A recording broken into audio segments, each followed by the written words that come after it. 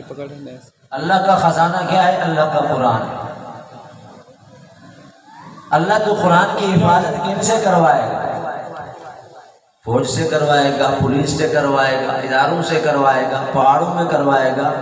اللہ نے فرمایا نانا میں قرآن کی حفاظت علماء سے، حفاظ سے، قاریوں سے کرواؤں گا۔ ان کا سینہ میرے قرآن کی کیا ہوگا؟ پناہ گاہ ہوگا۔ ان کے سینوں میں میرا قرآن محفوظ ہوگا۔ اب کوئی زرداری کا خزانہ چرائے اس کو چھوڑے گا؟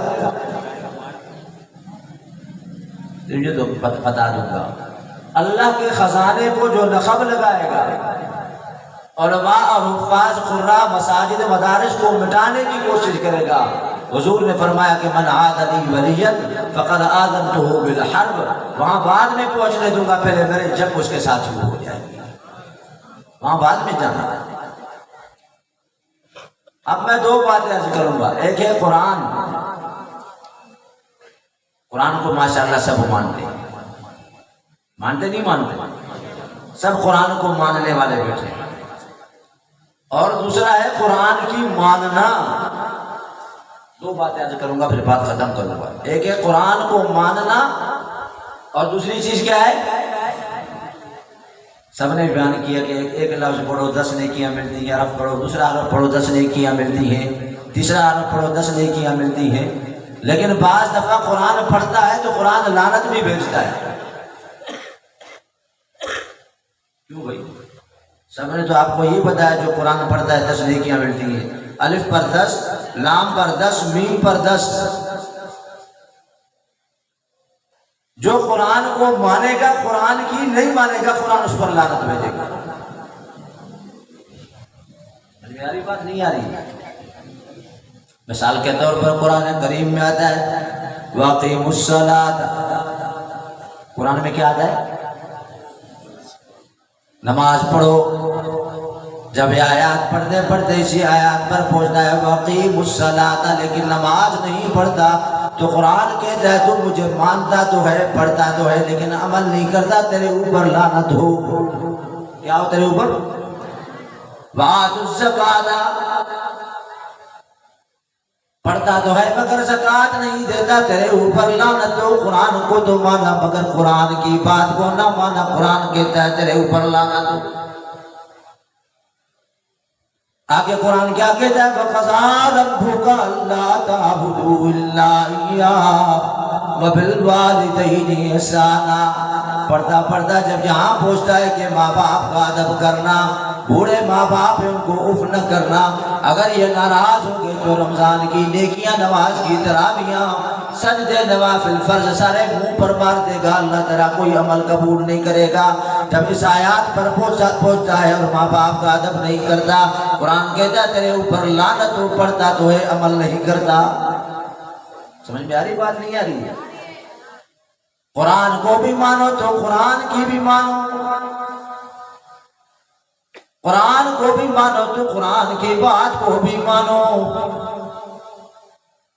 ایک مولوی صاحب کے پاس ایک آدمی آیا، کہنے لگا بات ختم کرتا ہوں کہ مولوی صاحب مجھے وظیفہ بتائیں، میرے گھر میں برکت نہیں ہے۔ تو برکت کا وظیفہ چاہیے نہیں چاہیے؟ جس کو برکت کا وظیفہ چاہیے میں قرآن سے بتاؤں گا، ہاتھ اوپر کرو۔ یہ کس کا وظیفہ ہے؟ برکت کا وظیفہ۔ تبلیغ جماعت والے بھی بولتے ہیں نا برکت جمع کرواؤ، امیر صاحب ہمارے بولتے ہیں برکت جمع کرواؤ بھائی۔ تو اس آدمی نے بولا کہ مولوی صاحب مجھے وظیفہ بتاؤ برکت والا، میرے گھر میں برکت نہیں ہے، کام کرتا ہوں، تنخواہ بھی ہے، پیسے بھی ہے۔ تو مولوی نے کہا تجھے وظیفہ میں اپنا بتاؤں یا قرآن والا بتاؤں؟ جو اللہ نے بتایا وہ وظیفہ بتاؤں، قرآن میں؟ اس نے کہا مولوی صاحب مجھے قرآن والا وظیفہ بتائے جو اللہ نے بتایا جس سے برکت ہوتی ہے۔ تو مولوی صاحب نے کہا وَأْمُرْ أَهْلَكَ بِالصَّلَاةِ وَاسْتَبِرْ عَلَيْهَا، یہ اللہ نے وظیفہ اپنے قرآن میں بتایا، نماز پڑھ اور اپنے گھر والوں کو بھی نماز پڑھا۔ لا نسألک رزقا، رزق کے لیے پریشان نہ ہو، ادھر ادھر مت جا، نحن نرزقک والعاقبۃ للتقوی، جب اب نماز پڑھے گا تو تیرے گھر والے رزق تیرا ہمارے ذمہ ہو گیا، تجھے پریشان ہونے کی کوئی ضرورت نہیں۔ ایسا وظیفہ بنائے تو سب پڑھو گے نہیں پڑھو گے بھائی؟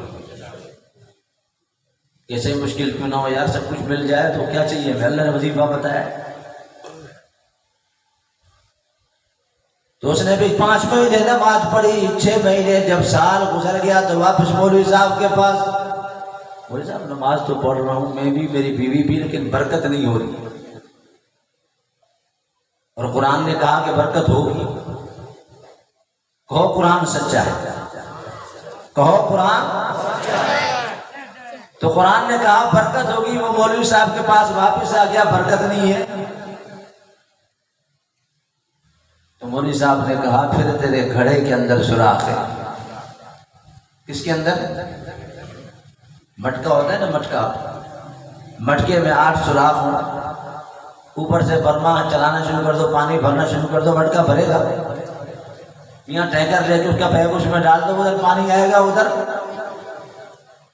وہ کیسے مولوی صاحب سوراخ کیسے ہیں؟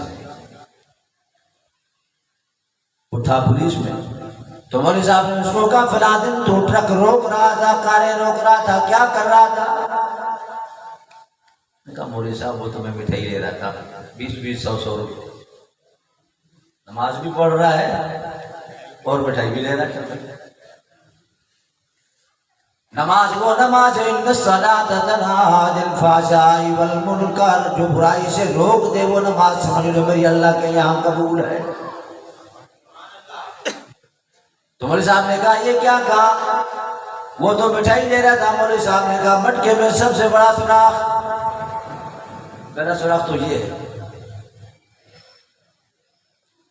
پھر کہا فلاں دن تیرے پاس آدمی آیا، تجھ سے کہا مجھے پیسے ادھارے دے، اس نے کہا پنیا 100 روپیہ لیتا ہے، میں تجھ سے 1000 پر 20 روپے لوں گا۔ تو کیا کہہ رہا تھا اس کو مولوی صاحب نے کہا؟ اس نے کہا میں نے کہا 20 روپے تم دے دینا۔ تو مولوی صاحب نے کہا مٹکے میں دوسرا سوراخ، کہا تو یہاں بیٹھا ہوا تھا، تیرے پاس فون آیا تو پوچھا کہاں ہے؟ تو نے کہا میں کینٹ میں ہوں، حالانکہ بلدیہ 2 نمبر میں بیٹھا ہوا تھا۔ مٹکے میں تیسرا سوراخ، مولوی صاحب نے گن کے اس کو بتائے، 8 سوراخ گن کے بتائے۔ رمضان کا مہینہ تھا، عصر ظہر کے بعد جا کے تو بیٹھ گیا، لوگ تاش کھیل رہے تھے، تو بھی تاش کھیلنا شروع ہو گیا۔ مولوی صاحب وہ تو ٹائم پاس کرنے کے لیے 2 پتے پھینکے تھے۔ کیا کیے تھے؟ 2 پتے پھینکے تھے۔ تو مولوی صاحب نے کہا یہ 5واں سوراخ، تیرے مٹکے کے اندر اتنے سوراخ ہوں گے تو برکت آئے گی بھی تو نیچے سے نکل جائے گی۔ تو قرآن کو بھی مانو، قرآن کی بھی مانو۔ آج وعدہ کرو مسجد میں بیٹھ کے نماز کو نہیں چھوڑیں گے، خیر شرعی کوئی کام نہیں کریں گے۔ ربا سے آدھی رات میں تجھ سے وعدہ کرتے ہیں کہ زندگی بھر محمد کی غلام بن کے زندگی گزاریں گے، کہ کبھی حضور کی کسی عمل میں نافرمانی نہیں کریں گے۔ وعدہ کرو، ہاتھ اٹھاؤ۔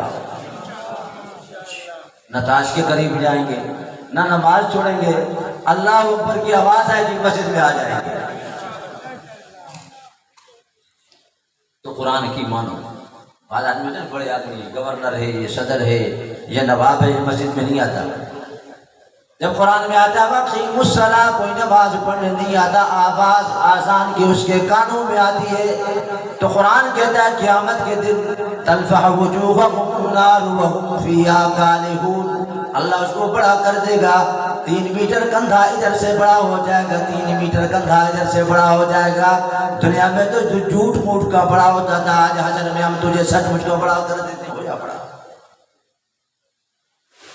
اوپر کا ہونٹ گھوم کے بدھی تک آ جائے گا، نیچے کا ہونٹ لٹک تک پاؤں تک آ جائے گا، کہ واقعی الصلاۃ پڑھتا تھا، قرآن کہے گا تو عمل نہیں کرتا تھا، تیرے اوپر لعنت ہے، بڑا آدمی دنیا میں بنتا تھا، آج حشر کے میدان میں اللہ نے تجھے سب سے بڑا کر دیا ہے۔ لوگ اس کی بڑائی دیکھ کے حیران ہو جائیں گے کہ اتنے بڑے ہونٹ، اتنے آنکھوں میں کھڈے کہ کشتیاں سمندر کی چلا دو تو اس آنکھوں کے کھڈوں میں کشتیاں چلنا شروع ہو جائیں۔ تو آج وعدہ کرو یار گناہ نہیں کریں گے، جو ہو گیا اس کی توبہ کریں گے۔ جنید بغدادی رحمت اللہ علیہ کا نام سنا ہے نا، حضرت جنید بغدادی، وہ بازار میں گئے، ایک فاحشہ عورت کو کہا آج رات میرے ساتھ، اب پگڑی باندھی ہوئی، مولانا کی طرح چہرہ ہے، خوبصورت نورانی کپڑے ایسے پہنے ہوئے، تو اس فاحشہ عورت نے کہا آپ تو مولانا ہے، آپ کے چہرے پر نور ہے، پگڑی ہے، حضور کی سنت ہے، آپ کیسی بات کرتے ہیں؟ تو جنید بغدادی رحمت اللہ علیہ نے فرمایا تجھے پیسوں سے مانگتے تھے لوگ 500 دیتے ہیں، آج رات میرے ساتھ گزار، میں تجھے 1000 روپے کا نوٹ دوں گا۔ راضی ہو گئی، مولانا کر لے گئے، جنید بغدادی اس کو کر لے گئے، کرنے جانے کے بعد اس کو فرمایا تیرا پہلا کام یہ کہ غسل کر، کیا کر؟ دوسرا کام یہ ہے کہ میری اماں کے کپڑے پہن۔ اللہ کی قسم ولی وہاں پیدا ہوتا ہے جس کی ماں بے عمل ہو، ماں اگر آمنہ ہو تو بچہ محمد مصطفیٰ پیدا ہوتا ہے، ماں اگر مریم تو بچہ عیسیٰ پیدا ہوتا ہے، ماں اگر فاطمہ تو بچہ حسین پیدا ہوتا ہے، ماں اگر ہاجرہ تو بچہ اسماعیل پیدا ہوتا ہے۔ جنید بغدادی کی ماں کے کپڑے جب اس نے پہنے، جنید بغدادی نے فرمایا اب تو مصلی پر کھڑی ہو جا۔ کیا فرمایا؟ کیا کروں؟ 1000 روپے کے نوٹے میں جو بھی کام کروں بھائی،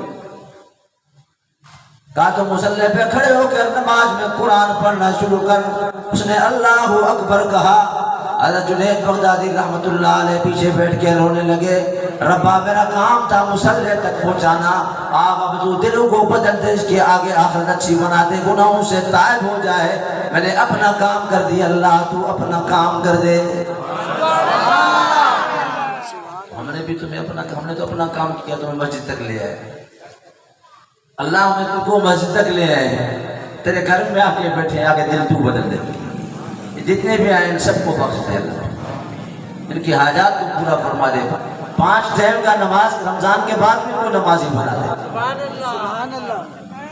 تو ہم نے تو اپنا ہاتھ اوپر کروایا آپ سے، بڑی نماز بھی پڑھیں گے، روزے بھی رکھیں گے، قرآن کو مانیں گے، قرآن کی بھی مانیں گے۔ باتیں لمبی نہیں کروں گا، میں صرف شکریہ کرنے آیا تھا۔ تو ہمارا کام ہے آپ کو مسجد تک لے آنا، پھر بٹھا دینا، اللہ کا قرآن سنانا۔ اللہ ایسا نہیں ہے کہ اپنے بندوں کی قدر نہ کرے، اللہ قدردان ہے، اس کے در پر جو آتا ہے رب اس کو ہدایت ضرور عطا فرما دیتا ہے۔ اللہ پاک ہم سب کو قرآن پر عمل کرنے کی توفیق عطا فرمائے۔ وآخر دعوانا الحمدللہ۔